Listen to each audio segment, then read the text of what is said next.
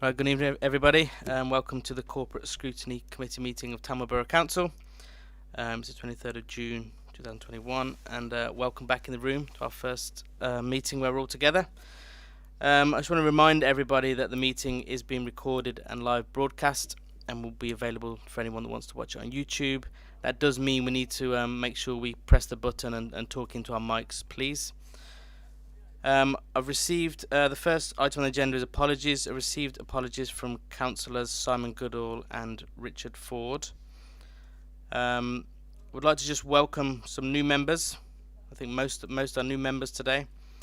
We have Councillor Stephen Pritchard, who's not here actually, who was appointed as Vice Chair at the full council. Councillors John Chesworth, Andrew Cooper, Richard Ford, John Harper and Roy Rogers. Welcome to the committee. And then members who have now left the committee or the council, councillors Robert Ilcliffe, Michael Oates, Ben Price, Patrick Standen, Martin Summers and Peter Thurgood. I thought it was just worth noting them down and just thanking them because we've had some good sessions and they've had a lot of good input, so thank you to them.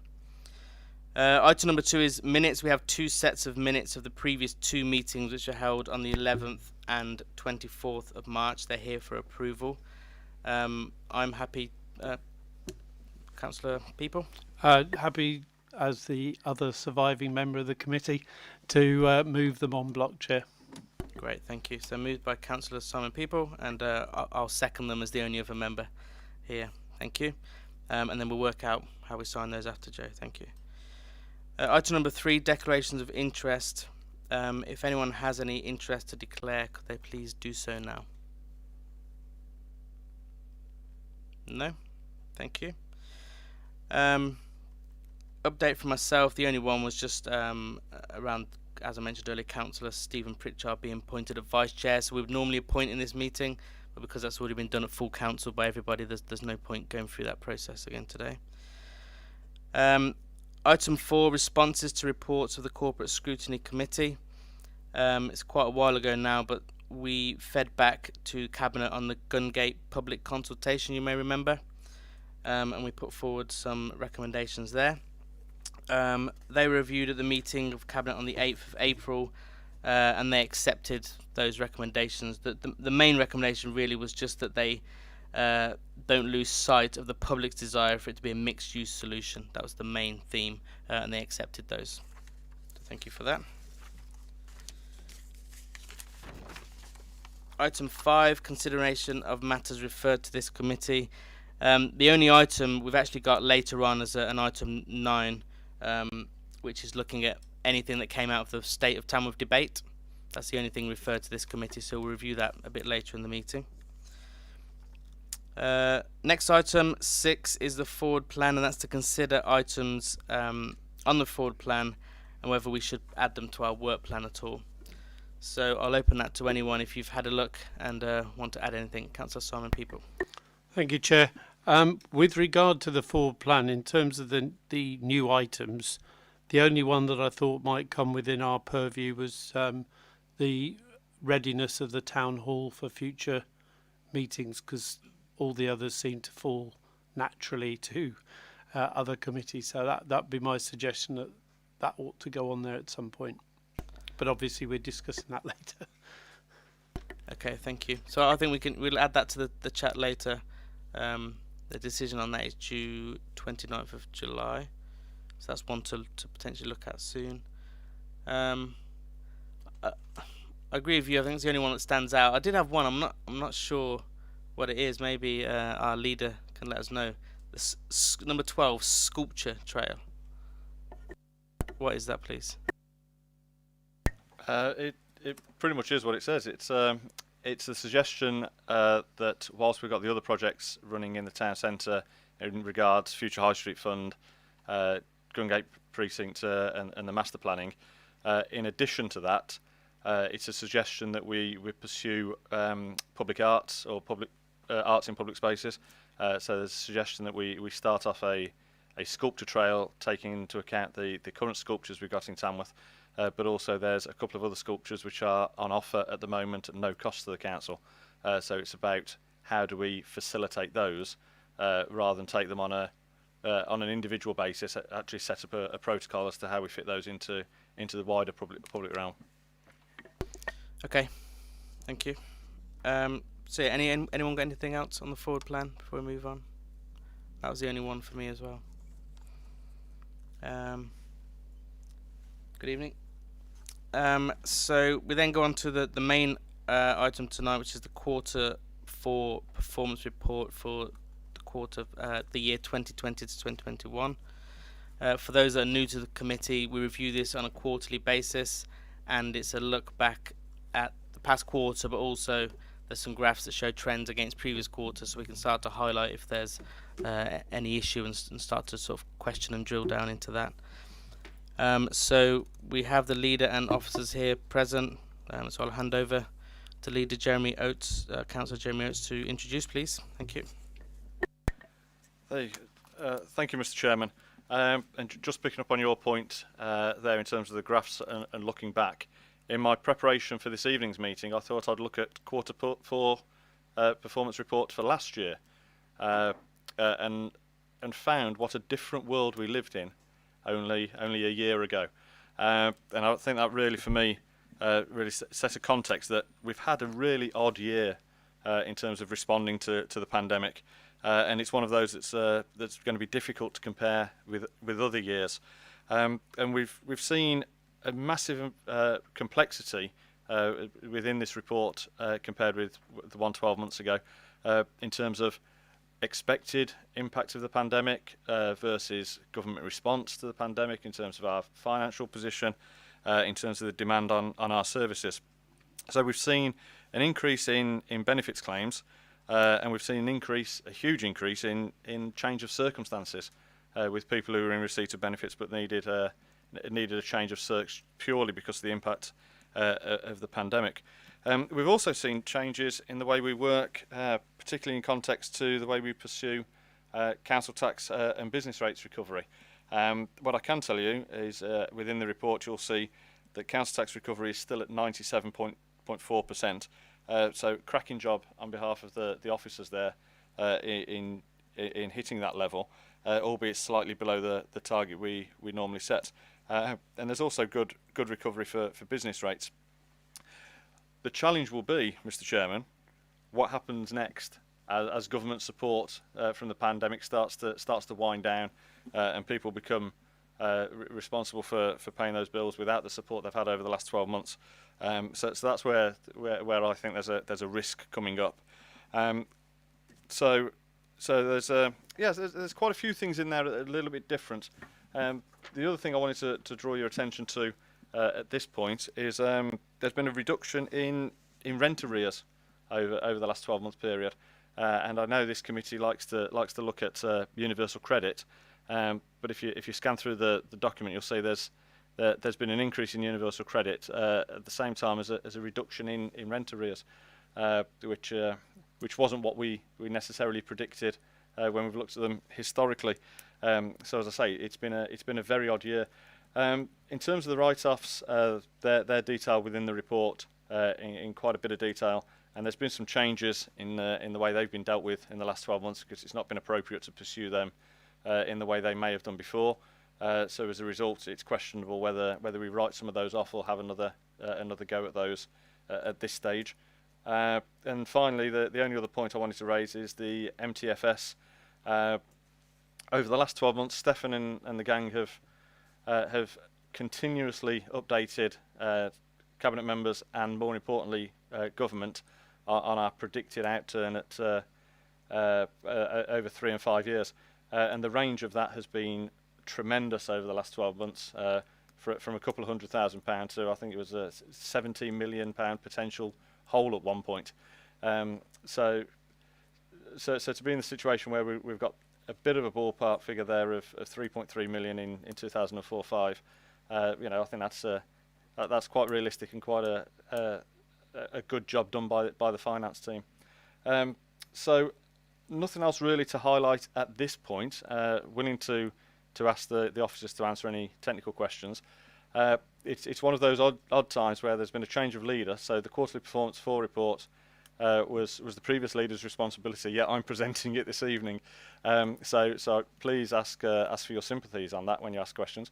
But I would like to say, I would like to say a big thank you to John Day as well, who puts these reports together and has done them for a few years now, and responded to the committee's request for changes. So thanks for doing that, John, and thanks, Stefan, for attending this evening. And leave it with you, Mr. Chairman. Great, thank you very much. And no sympathy in here. Quick question. I know you've been looking ahead at projections. When do you think we're going to see the real impact? Because we're in a period now where we feel like we've seen an impact. There's a lot of government support, so it's probably, it's arguable Q4 2021 2022 when you've had sort of 6 months of no furlough, no this and that and the other, where we'll see the impact. Is that when you think the impact we'll see the main impact, or what are your projections showing? I know that's slightly off Q4, but it's just linked to what you mentioned there about projections. I think it's massively complex as the government winds down different support in different areas. If we look at businesses in different sectors as well, and you also see, individuals will cope with things differently. So in terms of a point in time where we'll see an impact, I'm not sure I can answer that. I think we'll see varying impacts at various times over the next 12 months. As I say, there's going to be a delay in this, because there has been support over the last 12 months, and particularly within this report. But yeah, as things change, we're going to see different spikes and different pressures in different areas over the period. It's one of those. It's difficult to boil down with so many different things going on at the same time. Okay, thank you. Open up to any questions. Anyone that's new on the committee, don't be shy. There's no stupid questions in here. It's just we're a fairly relaxed group. Just ask away. Even if it's just for your own learning, there's things you've seen you're not sure of. We've got the experts sat over there, so ask away. Councillor People. Thank you, Chair. I've got a few questions, but any time you want to bring anyone else in, obviously I know you will, and I'll happily wait. With regard to the corporate capital strategy, the document says that this has been revised and worked on, which is understandable given everything that's been going on. But it says that's now time for June 2021. So as we're in June 2021, I thought it'd be useful if we could just have a quick summary from the leader or officers as to what is proposed next, because it's been deferred and it's now due. Thank you. Yeah, good spot. Is that Stefan? Yeah, come on in. Thank you. Yep, thank you, Chair. Yes, as members are aware, the corporate capital strategy is revised every year. It gets approved by Council at the February meeting with the MTFS, the Treasury Management Strategy, and all the other budget-related financial papers for the following financial year. If you remember, when we set about revising our corporate capital strategy, because it's sort of a process that we've been going through for the past year or two, we laid down an action plan approved by members to get us to a position where we start to better plan for the long-term maintenance of our assets. Now, one of the key areas of or key tasks to be done as part of that is a revision to our asset management plan, which involves surveying all of the council's assets and then feeding that back into the capital strategy working group and formulating the plans thereafter when we know investment requirements for each asset. As a result, they were planned to be carried out last financial year. As a result of the pandemic, they have been affected. They've been delayed. The latest position on those, and it is revised since this was prepared at the end of March to beginning of April, is that they won't be now completed until probably December this year. So when you get the next update on this, it will say we aim to get all of those, or the revised asset management strategy completed by December, which will then inform next year's corporate capital strategy, which will be prepared for members to approve or to consider February 2022. Thank you, Chair. Thank you. Some people. Thank you, Chair. I'm a little surprised that a report is drafted in April for presentation in June. I would have thought those sort of things could at least be updated before they come to committee, because otherwise it's difficult. With regard to the projection of outturns that the leader mentioned as being problematic, the report details that the final outturn for the year was 2.2 million, even though in period 11 the projection was still 1.4 million. I'm just wondering whether the leader would like to comment as to why the system doesn't seem to identify effectively a quarter of the final outturn until the last minute. I mean, I appreciate certain projects might not happen, or there's various things, but as we found out at the previous meeting, the fact the bill hasn't been presented doesn't stop it counting as having been done. So to find 0.8 million between month 11 and month 12, I can't imagine many of the businesses here present would want to know that their year 11 projection for year end was that far out. So I just wonder if there's anything that would explain why this year was different, or some explanation of that sudden change. Yep, good question. Stefan? Yep, thank you, Chair. Yeah, it is a good point, and it did change substantially at the year end. And the main, or two main reasons really, one is partly COVID related, and the other is just because that's how the business rates system works, and I suppose that is COVID related as well. Now, when we get to year end, what we have to do as part of our year end returns to government is let them know how much business rates we've collected, but also how much provision we need to make for potential appeals going forward. Now, at year end this year, because of all the uncertainty to do with COVID, we use like the valuation office data, which comes out sort of end of March, beginning of April, to inform those projections. And we saw a change in sort of the check, challenge and appeal type submissions that come through from businesses, which increased the provision that we needed to make, which means that we're actually reporting less business rates income collected into the pool for last financial year. And it's a bit of a perverse equation here, because if we collect less business rates, we pay over less levy. If you remember, we have to pay over levy on the growth. So that's why that's about £500,000, which is detailed in the report. £500,000 worth of underspend came out due to that. So that's a big chunk of it. And the other smaller, about £200,000 worth of change, is that due to the sales fees and charges scheme that the government put in place, which supports our income losses for last financial year, we'd put the claim in. We'd already put an estimate in, but the claim that we put in for the last quarter of the year came out at about £200,000 or £300,000 more than we anticipated for across business rates and also our sales fees and charges. So that explains the substantial change at year end. Thank you, Chair. Okay, thank you. Thank you, Chair. Going to come in again, yeah? Yeah, as you direct, Chair. With regard to there's various points that the leader made about universal credit. One of the things I noticed was that we've had a very substantial number of people move to universal credit, which I presume is because the change of circumstances means they've had to go from whatever benefit they were onto universal credit.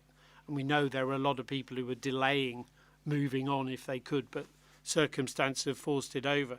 So that appears to be why there's a lower percentage of people who are in arrears who are on universal credit, because it seems like the number on universal credit has flooded compared with the number that's in arrears. So, I mean, it's great that it isn't worse than that. I'm very pleased. But I think it'll be interesting to see how many of those people, as you say, as the economic situation tightens up and people find out whether they are back at work or not in as full a way as possible, that we'll find out more about what happens to those people. But I think it is because of this very big increase in the number of people actually swapping over. I would want to echo, Chair, and I'm sure the rest of the committee would, the commendation on page 6 of the report to the staff, because clearly it's not only busier, but it's more difficult. There are more people to speak to who are having difficulties, and clearly that has been done with some degree of tact and care, and I think, you know, that is very, very commendable indeed, that they've achieved their targets without having to be, you know, any more harsh than they need to be, and certainly to deal with people properly, which I think is really great. Can I just, taking all those sort of general points about benefits, it says that there are more discretionary housing payments to those not on universal credit. Now, bearing in mind that universal credit would pick up a lot of the people on the lowest areas of income, how are we assessing how to make DHP awards, you know, to those who are not sufficiently low on income to be on universal credit? Now, I don't mind if it's a written answer, Chair, but I thought it was interesting that one's going up at the time when universal credit isn't going up as fast, and you'd think the one might drive the other, but it isn't. So yeah. I'm quite happy if there's a detailed answer through you, if that's okay, Chair. Yeah. How would you prefer, guys, to answer now or send in a written answer? No, we don't have that level of detail with us tonight. We'd have to provide a written answer. That's fine. So I'm fine with that, Chair, because that's the point of these meetings. We learn a lot. It's moving on to some of the detailed projects, if I may, Chair. The ICT project says that supplier delays are now overcome. Can I just ask whether that's now been resolved? Because it did refer specifically to April, May, so it feels like something that's only just been done. So can I ask where we are on supplier delays? Yeah. Is that a Jeremy question? If you're applying no mercy, at least direct it to the leader.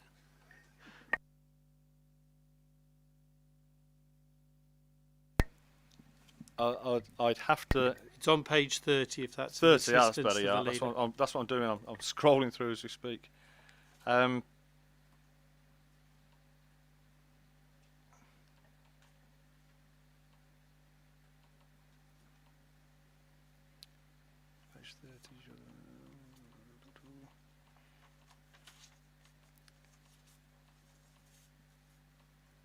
While the leader's checking that one, Chair, could I just add that there's also no delivery date for the project, which is interesting if you're going to put it as being on track.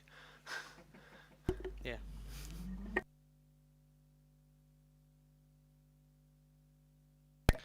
I think you make two valid points there. I'll pick it up. I believe that's been resolved in terms of the supplier issue, but I'll have to confirm that. And as for the date, yeah, you bang on.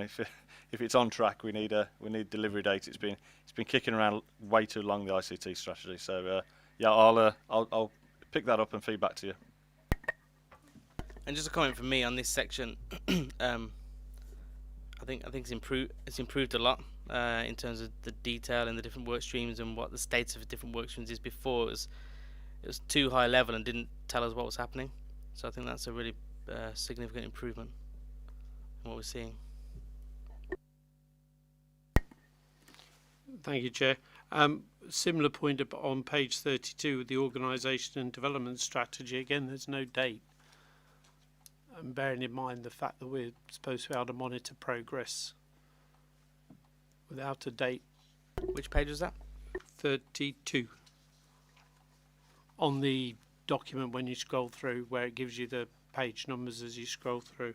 Yeah, TBA. I'm just not comfortable that we're told things are on track and in control if they haven't got a set date.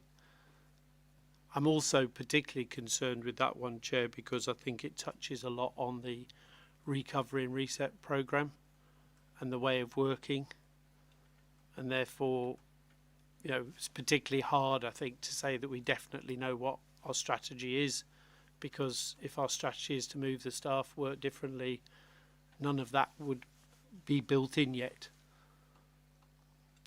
So I'd just ask the leader to take that one away for thought as to how much that needs sinking in with the reset and recovery programme. Yep. And when you look at the page itself, the latest date alludes to is March 2021, right? So that would tell us that it's actually complete, but it's not showing us complete. So yeah, No, I think you're right. that was you could see what ostensibly was a completed project. There were some orangey yellow boxes saying it wasn't done, and in fact, very importantly, they're the ones about consultation, if I recall, which made me think that they were pending the whole way of working future. So I just felt that needs to be tied in. So thank you for that, Chair. Yep, agreed. Councillor Harper, did you want to come in there? Was that a signal? John? No? Okay. Do you have another question, Simon? The gentleman to my right has clearly just bought the vase with... Page 33, it's obviously it's great the Kerry has been completed. We noted that positively before. I understand the retail unit has now been let. If just the There's report nodding says it behind you. hasn't. I think this is to your point before. When it was drafted, it's probably not quite. Yeah. Want to come in there, Jeremy? Just pick up on that, and you're quite right, Mr. Chairman, that there's always a delay on these, and it's quite frustrating because, like the previous comment that was made about the organisational development and the impact of the reset and recovery paper.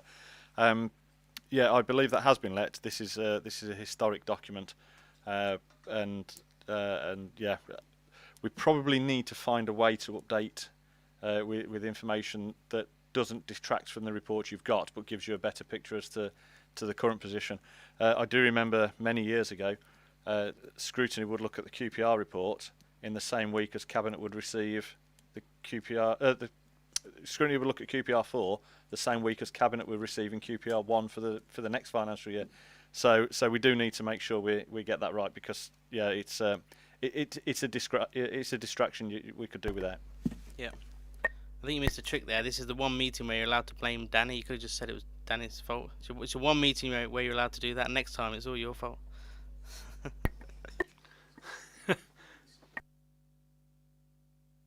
Simon. If no one else, Chair. With regard to page 36, again, there's future dates with no milestones. But I think a bigger question for the leader, Chair, so this may be where he wants to play the Danny card, is the Gungate Master Plan, which is showing as green. Now, I'm not in any way saying that anyone could do anything about the process that we've all had to go through for the last 18 months. But one of the issues underneath the work streams, underneath that heading, is the car parks. Well, I wouldn't have thought there's any way that anyone could say our strategy on car parks was sorted, defined, buttoned down, because one of the key parts of the Gungate Master Plan was a new car park, and with all the enforcement having been removed of recent times. So I think we do need to make these, and it also refers to the market tender. I wonder if the leader could update us, because again we've had problems knowing what town centre, when, market centres. I'm not criticising anyone for the fact that it's not been done, but what market tender have we got? Is it for the old one? Is it for a new revamped one that we discussed at committee? Where are we up to on that? Yeah, so I'll bring the leader there. My understanding is it's the revamped one that we looked at. Jeremy, do you want to come in there? Yeah, thank you. On the car parking, that's the existing car parking strategy. However, we need to revisit that in light of the points you've raised with Gungate, but also with suggested changes to how we operate car parking in a new world with electric vehicles, and also how we charge people. Hopefully, we've got some new machines coming in pretty soon, which will be contactless and accept cash. So it's about fixing what we've got and moving with the time. So that will be reviewed anyway. The market tender, the one that went out, was the one that you guys had input on.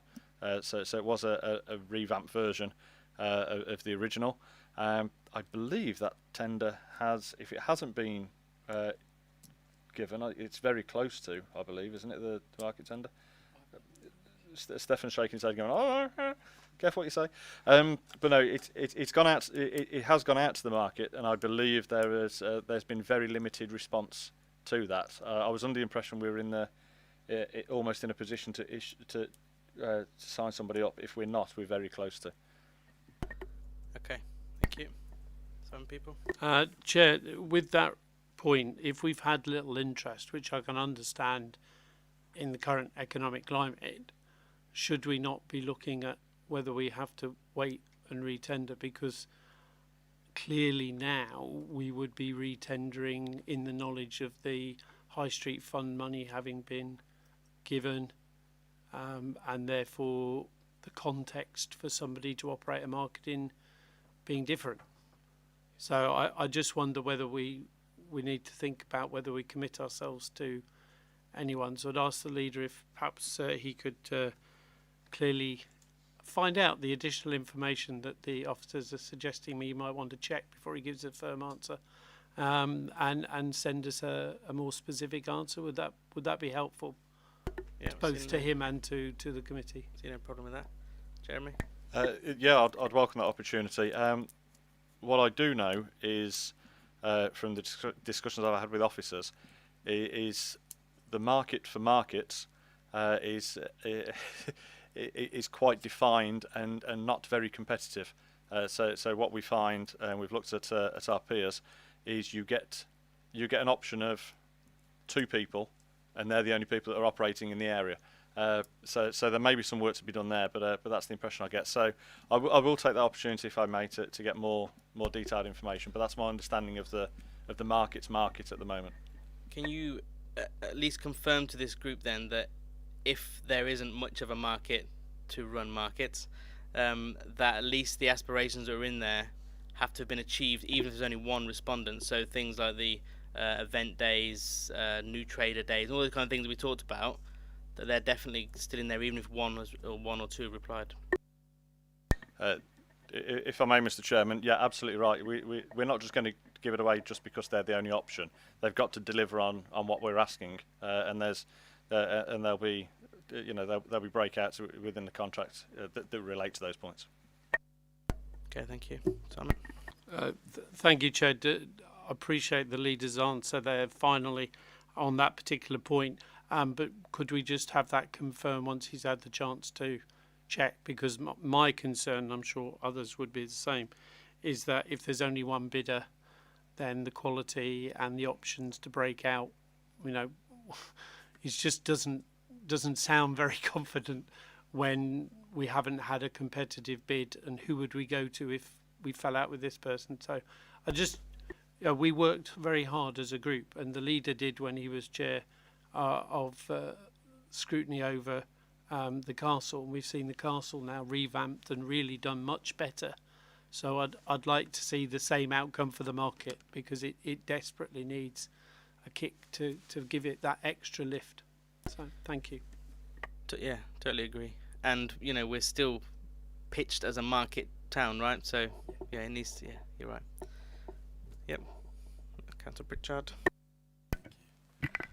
I'm inclined to agree that we do need a look at our markets, but I don't think now, with the current situation and people unable to walk freely down the streets without wearing masks or whatever, mind you, that changes on a weekly basis. From my understanding, and I'm sure the leader will correct me if I'm wrong, there is not a competitive market out there, and the only 2 competing companies are owned by 2 brothers. So if the one doesn't want it, the other one will. That unfortunately is a fact of life within the commercial world that we currently exist in. I think, given the town centre development, and when that is completed and we have hopefully the vibrant and active town centre that we would all want to see, then we would be in a much better position to negotiate.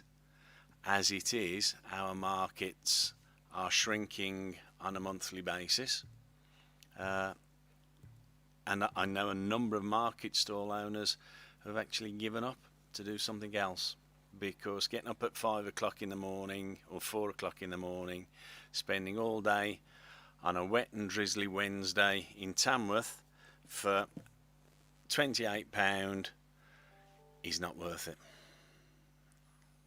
Hopefully our new town centre will rectify that. Yeah, well said. Any other questions from people? In the light of that additional point about how uncompetitive the tendering process currently is, would we be mindful then of a shorter period of the contract, so that by the time the building work and the new town centre takes shape, we'd be in a position to re-tender? Because I think it's as Councillor Pritchard said, one of my first jobs was working for a local greengrocer, and I used to have to start the market stall, and it was cold and it was wet and it was pretty unpleasant. And why would people come though? The market's normally on a Tuesday, but the Tuesday and Saturday markets definitely need that lift. So I just think it'd be good if the council could avoid getting stuck into a longer term contract when there's so much change that would be in our favour as the lessor, rather than, you know, get tied in and then find nobody's in. And also perhaps ultimately have to then look at whether we bring it back inside, in-house. Yeah.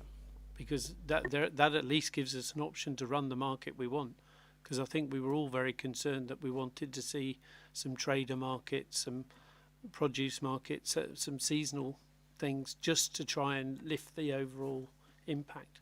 Anyway, sounds like the leader's going to do a good deal of thinking, and it sounds like he'll have Councillor Pritchard to remind him of those points as well. So that'd be good. But I think it's worth taking that as an action as well, right? Just to double check the term of it and how that aligns with the wider strategy. I think that's a fair action. Jeremy, if you're all right with that?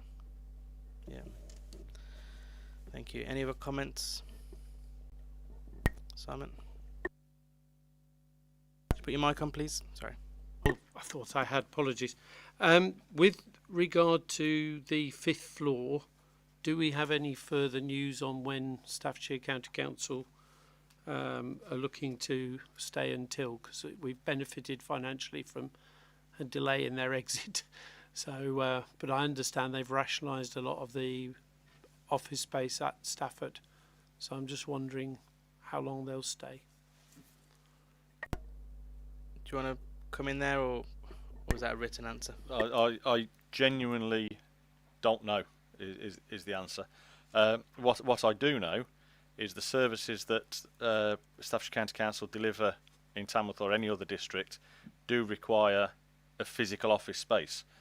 So their demands are slightly different to ours. How that plays out over the next couple of years, I've got no idea. But at the minute, I don't know the answer to the question as to how long they want to stay in Marmion House itself. Okay, thank you. Simon? Thank you, Chair. On page 52, it refers to CCTV and to the committee having given more money from the HRA to the CCTV project. As I think only Cabinet can actually allocate money, I wondered whether either that should have said Cabinet or tell us which committee it was that had the power to move the money around. Okay. Happy to take a written answer if that facilitates the officers. Stefan's got his hand up. Yeah, we'll find out some more details and come back to you. But it would have been a cabinet rather than a different committee, because cabinet approved the CCTV proposals at the time. Thank you, Chair. Okay, thank you. All right then, Chair. Thank you. Can I just ask, with regard to page 57, it talks about the Gateways project and the fact that the County Council joint funding it along with ourselves and the money from the High Streets Fund. Could I ask, after the discussion that was had previously at ISG about the High Street Fund programme, can the Gateways element go ahead before we go ahead with building the new college? As it seems to be a separate project from the opposite end, and I'm just wondering whether that would enable us to see some improvements sooner and generally, start the process rolling, because everything so far has been looked at as starting at the other end. Thank you. Okay. Jeremy? I don't believe there's any reason why we can't start works around Corporation Street, because that's part of an earlier project, and that Gateways project has been running for probably about 10 years in different guises. So I can't see why that would be a problem, but I'll double check and get an update on that. Thank you. Any other comments? Yep. Two comments, if I may, Chair. First of all, with regard to, I'll jump ahead to page 63 to the acquisitions. I'd like to put it on record again, just how much I value the stance taken by the former leader and supported by the current leader on acquiring properties for council use, as in this case to reinforce the strategy of supporting temporary accommodation away from B&Bs. There's a couple of the houses that aren't far from where I live. I walk past with the dog, and when I see the families in there having a proper chance to maintain a family life versus what they would be in B&B, where there would obviously be a lot more constraints on that normality of life for the children, I think is just excellent. And I've said this to the chief officers involved, and I've said it to the former leader, and I'd say it again tonight. I think that that's where real effort has been made to make a difference, and it's not been copied by all councils of any particular persuasion. And I think it's something that I hope the leader will agree we should write up, because the work done has been fantastic in terms of taking people from a very low point, especially during the pandemic when there was a massive increase in domestic violence cases. To be able to move families, was a real plus. So I'd like to put that on record, Chair, if I may.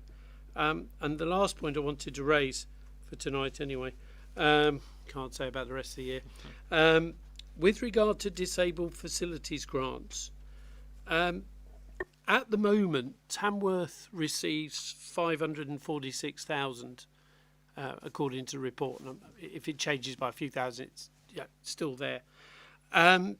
In comparison, Cannock receives just over £1 million, and Staffordshire as a whole receives £10 million. Now, we're the largest single urban area population, and we get 1/20th. Cannock get a 10th, and I don't know why. And I would be interested to know why, and I was going to make a suggestion under the forward plan, our work plan, that we ask for a detailed report as to how the money is allocated and why we do so less well than other no more numerous. I mean, if somewhere was twice our size, you'd expect to get maybe twice as much money, but it seems odd to me that Cannock get twice as much as us, which is a very comparable area in terms of socio-economic profile. If Leafy Lichfield was a bit different to us, you could understand it, because maybe, I don't know, that someone might say there's a social indicator there, but I just don't see why we're getting such a small share of the cake. Yeah, well, you'd hope there's a formula to it, and it's based on disabilities in that town or something, but I don't know the answer. Jeremy, did you want to come in there? It's it's decided by government, and I'm not sure what that formula is or how they arrive at that point. And it's passported through the county council. The only reason I indicated is it would be good to understand why we don't get so much. I've got Stefan waving at me, so I think he might have a technical answer. But this is not a political dig, so please don't misinterpret it. At a recent county council meeting, a member suggested that Tamworth Borough Council was £700,000 underspent on its DFGs, and what they'd actually given was the gross figure that we'd had for the year before, rather than our underspend. I can assure members that the money we get from government is topped up locally by Tamworth Borough Council, and that's something we've done historically, regardless of who's been in leadership, and that's to try and meet some of the demand. But yeah, it's a government figure that's passported through county to us, and it's ridiculously frustrating when other districts do have underspends, and they get to use that against their bottom line, whereas Tamworth isn't given the right amount in the first place, and we actually have to make a contribution to try and meet demand. So yeah, it's a little bit frustrating. But Stefan's waving, so he's probably got some technical detail. Yes. Well, the answer is it is a bit of an unknown. We've made, we've always, in perhaps 10 years plus, had a lower disabled facilities grant allocation than the rest of the county. We've made representations to the government, MHCLG, around about this figure, and I think the issue is the formula hasn't been reviewed by government for a number of years, or by the relevant department for a number of years. We've even approached the district councils network, who also have done some consultation and representation on all district councils' behalf, because the formula hasn't been reviewed in such a long time.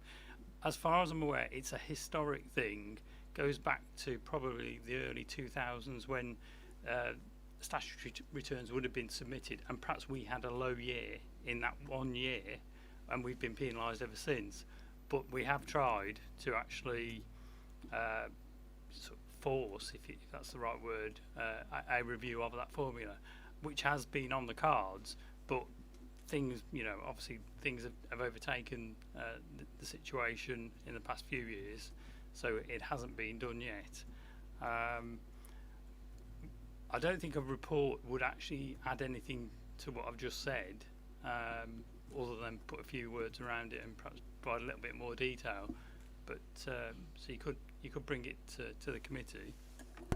I suppose when was the last time there was a push at it? I suppose is a question. It's probably in the last 2 years, probably 2 years ago. But obviously there's been other things to deal with since then.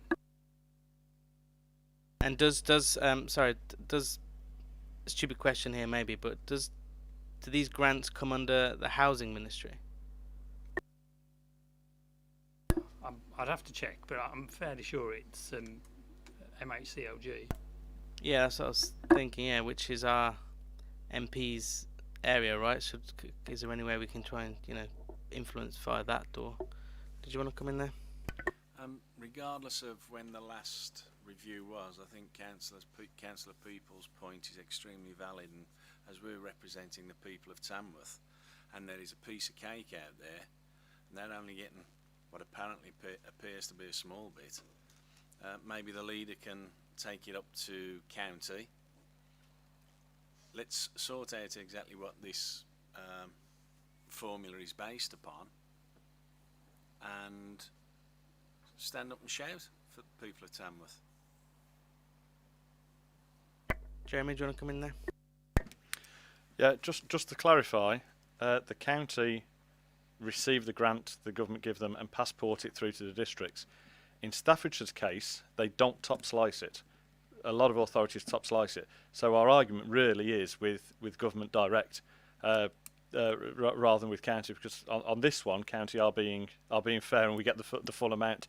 But yeah, fully support lobbying our MP and shouting about it, because we've been under supported for many years on DFGs, and like I said, we've put our hand in our pocket and spent our capital budgets to try and increase the reach of the grant and actually do the right thing. I'm fairly sure, Chair, that the previous leader has already raised the issue with the MP. Yeah, I just wonder whether it's since he's moved into that department was what I was thinking. But yeah, maybe. Simon? I think, Chair, and grateful for Councillor Pritchard's support on the point, that it doesn't make sense that we are getting half what can it get. I'm not blaming the county because I understand it is passported. So, it's like school formulas. It just comes out based on whatever figure. So we need, not making a political point. It's being decided at a ministerial level. And I think we need to go back to as it happens, the minister and say, based on this formula, how are we getting a fair deal? Or rather, we're not getting a fair deal. Therefore, the formula needs to be changed, please, sir. We want some more, to quote Oliver Twist. Yeah, particularly as other so could we agree authorities that the next meeting we have a fuller report so that we can perhaps make some specific representations based on us all having all the knowledge? It's just whether a report will add to it. Should we perhaps come have a think offline and come back on what a plan might be, perhaps? Happy to do that, Chair. Come on in, yeah. Even if we get to see the formula and understand how the formula is supposed to work and how it's worked differently for Cannock to Tamworth, given the same sort of numbers, etc., that would be a good start for us. And then we can possibly go and kick the MP as well, which is always good fun. I think, Chair, you've got your answer. Let's have a report and see it. Apart from anything else, it would allow Stefan to clarify whether we've raised it, whether it was based on a single year return or whether it's some historic, one of those difficult ones that just nobody's got round to doing. Bearing in mind the report talks about all the very, very big things, like 75% rate reviews and all that's been held over. So this is no doubt somewhere deep down the ministerial in tray, in the famous hacker sixth box at the bottom underneath the invitation to the garden party, there's a review of the formula. So with that support, Chair, I think that there is agreement on the committee to ask you to put it on the agenda for next time. I'll just bring in Stefan because I thought Stefan said before that we didn't actually know or couldn't understand the formula. No, it's a historic formula, so we struggle. I mean, what we can do is sort of bring back to the committee chapter and verse on what we have already done, because I say this issue has been going on years. It just isn't or doesn't seem to be a priority for them to review the formula or review the approach to allocating the grants. Officers have pushed this. And I say we've got national representation from the various national groups in terms of district council representation on this as well, or have had. But if we bring all of what we've done so far back to the committee can take a view on where to take it from there, including consultation with the MP, which I'm fairly sure we've already raised it with. Yeah, that sounds okay to me. And I think if we can add in there the actual evidence, the examples you gave where, other authorities are underspending by the amount we're overspending, because that just adds to it. Do you want to come in, Simon? Yeah, I understand that all the other authorities in Staffordshire are underspent because they receive such a generous allocation. Okay. Jeremy, are you indicating? I was just going to say, I suspect I've got those figures from another politician at county.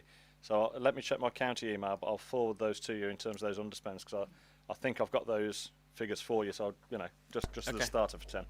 Yep. Thank you. Any other comments, questions, clarifications? No. My comment, just again to reiterate, the project reports are a lot better. I'd imagine that's come from Truman's involvement. I think Truman changed that. It seems to be their sort of style of reports, but it's a lot better. I just think that the dates and the student need to improve. Some of them have got somewhere in between those 2 years as an end date, which I'll probably just deafen someone on YouTube by banging that microphone. But yeah, a year to 2 year end date doesn't really give much focus. So that'd be the only feedback from me. All right, thank you. So then we move on to and thank you three for attending as well. Item 8, consideration of state of Tamworth debate items. So we said all committees would get a list. I believe they were shared out by email already to everybody. So it's just really to get feedback from everybody if any of these should come onto our work plan. My personal view is there's probably 2 that stood out, but I do think they're covered elsewhere. So we've got the reset and recovery program, seems to cover quite a few of these, and then looking at things like unemployment and benefits is covered by the QPR. So my personal view is there's nothing new from there to add in that we're not already seeing elsewhere. If we didn't have the reset and recovery program, then I'd be saying there'd be more to come here, but that'd be my view. But open it up to anybody. Simon, people. Just with regard to the ways of working, Chair, I think that is a item which has changed somewhat, as I understand it, where we had gone out and it appeared that everybody was working almost at least as efficiently from remotely as they were before. But I understand the longer term impact of that has been identified as having some issues. So I did wonder whether it would be helpful to get some feedback from HR, even if it was under a confidential item, as to the impact of changes of working on our own workforce. Because from a corporate point of view, that should then help to inform all the issues that we're looking at about location and remote working. So I would think that might be a worthwhile exercise, because I understand the longer it's gone on, the evidence base has moved a bit. Yeah, I mean, I hadn't considered it from that angle. I considered it from the angle you mentioned there about the sort of future strategy. Seems okay to me. And anybody got any comment on that? Anyone disagree? No? Okay. Thank you. So if we can add that, Joe, as a TBC to our work plan, and then we'll come to that. And then that moves on to the work plan itself, which isn't here. Is that on the online? Yeah, just give me a second then to open that.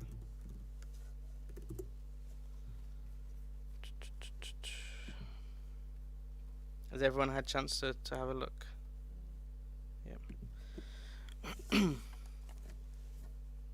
Okay, so I've got done a bit of work in the background before today to try and work out when certain items could potentially come back here based on when work's being done. So, for example, the asset management refresh is taking longer than anticipated due to access issues, COVID related. So that's probably going to be the tail end of the year, around December 2021. So if people are happy with that, we've got it labelled here as Q4 2020-2021, but obviously that's now changed. So if we just move that to Q4 2021, and then see how that work comes along. Chair, I think you may have misspoken there. You said it's labelled Q4 2021, and then we'd move it to Q4 2021. No, I've got here. It's Q2 of the current year, so end December, January of this year. Is that what you meant? On here, on this sheet on here, it says Q4 2020/2021, which is now gone. Yeah. So I'm saying let's move it to this one, end of this year, because it's saying should be able to saying it would be done by December, so I'd have thought we'd look at it in January, February time before it goes to cabinet. Yeah, I think if we put, because it's at the moment he believes December, but you know if we put Q4 in 2-3 months time, we can just double check is it definitely December or not, and then that's fine. That's all I was saying. I think it's that end of year bit. I thought you meant next March. Yeah, no. Seemed a long way away. Then the repairs contract potentially ready for committee to review in August. So I would say we add that to the QPR in August, and then we've got a decent agenda for August. Yep. QPRs are all penciled in already as normal.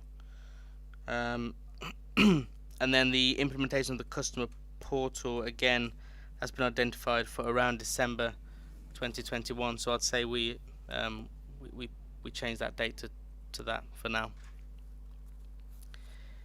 That's it from me. Anyone got any other comments or things they want to move around on there? Some people. Can I just check then, Chair, that next meeting we would have a look at the DFGs as agreed?